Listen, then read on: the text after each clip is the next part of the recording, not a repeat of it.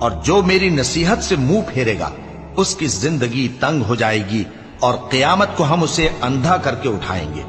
وہ کہے گا کہ میرے پروردگار تو نے مجھے اندھا کر کے کیوں اٹھایا؟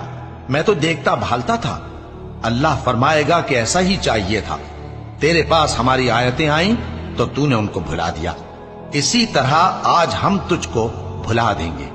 اور جو شخص حد سے نکل جائے اور اپنے پروردگار کی آیتوں پر ایمان نہ لائے، ہم اس کو ایسا ہی بدلہ دیتے ہیں، اور آخرت کا عذاب بہت سخت اور ہمیشہ باقی رہنے والا ہے۔